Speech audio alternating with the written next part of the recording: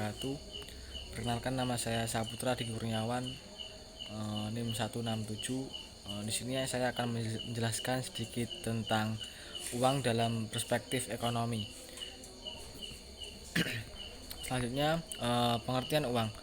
Dalam ekonomi Islam, secara etimologis, uang berasal dari kata al-naqdu nukut, yaitu al-naqdu berarti yang baik, dan dirham menggenggam dirham, dan al-nuqdu juga berarti tunai.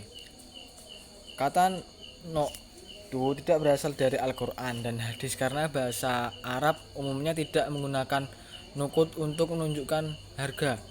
Mereka menggunakan kata dinar untuk menunjukkan mata uang yang berbuat dari emas dan kata dirham untuk menunjukkan alat tukar dari perak. Selanjutnya, pengertian uang itu bisa didefinisikan sebagai segala sesuatu atau benda yang diterima oleh masyarakat sebagai alat perantara dalam melakukan tukar atau perdagangan. Dan uang didefinisikan sebagai sesuatu yang dipergunakan untuk mengukur tiap barang dan tenaga. Ciri-ciri uang. Yang pertama itu nilainya tidak mengalami perubahan dari waktu ke waktu.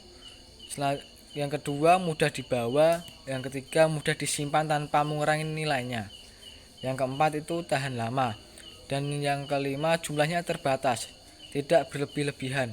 Yang terakhir itu bendanya mempunyai mutu yang sama. Dan selanjutnya yaitu persyaratan uang. Di sini persyaratan uang dibagi menjadi dua, yaitu persyaratan psikologis dan syarat teknis atau yang melekat pada uang.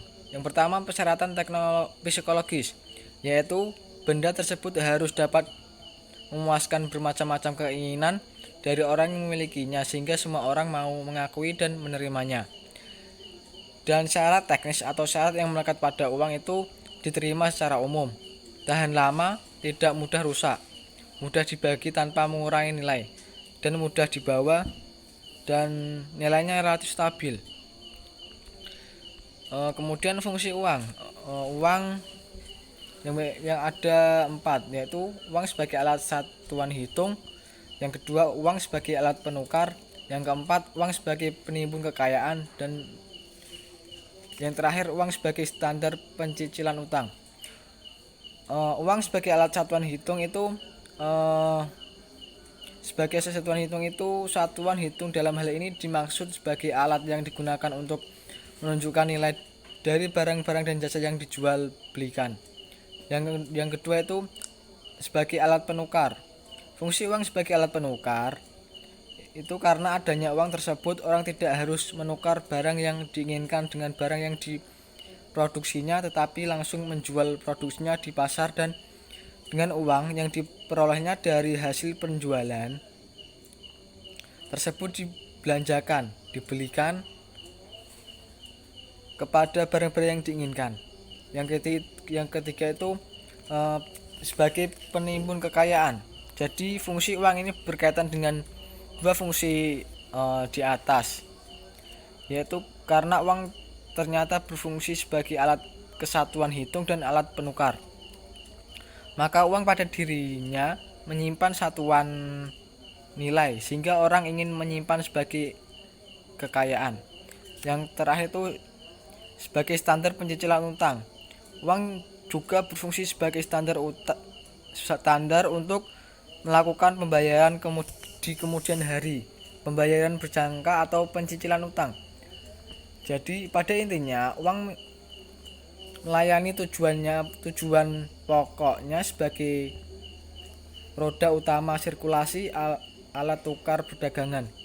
Dari 4 fungsi di atas, 2 fungsi pertama dinamakan fungsi utama atau primary dari uang, dan fungsi yang terakhir disebut fungsi turunan, derivatif.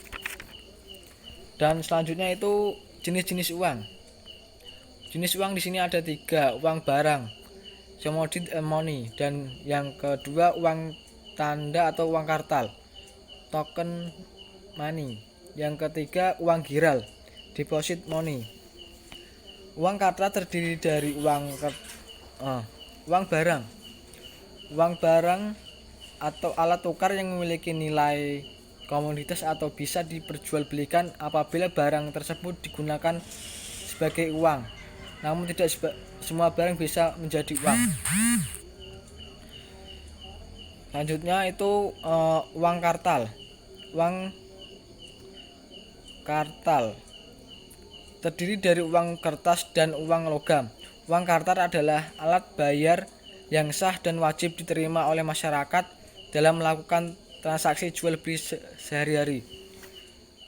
Uang kartal itu terdiri dari uang kertas dan uang logam. Selanjutnya uang giral. Uang giral menurut Undang-Undang Nomor 7 tentang Perbankan tahun 1902 didefinisikan uang giral adalah tagihan yang ada di bank umum yang dapat digunakan sewaktu-waktu sebagai alat pembayaran. Bentuk uang giral dapat berupa cek, giro, atau telegrafis transfer. Uang giral bukan merupakan alat pembayaran yang sah. Artinya masyarakat boleh menolak dibayar dengan uang giral.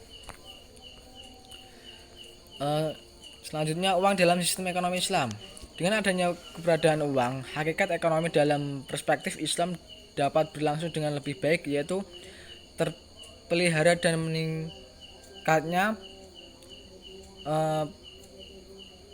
perputaran harta di antara manusia, pelaku ekonomi.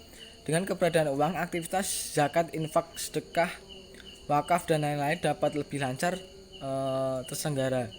Dan keberadaan uang juga aktivitas sektor swasta, publik, dan sosial dapat berlangsung dengan akselerasi yang lebih cepat. Sekian, terima kasih. Jika ada salah kata atau tutur kata yang kurang berkenan atau kurang pas, mohon dimaafkan. Wassalamualaikum warahmatullahi wabarakatuh.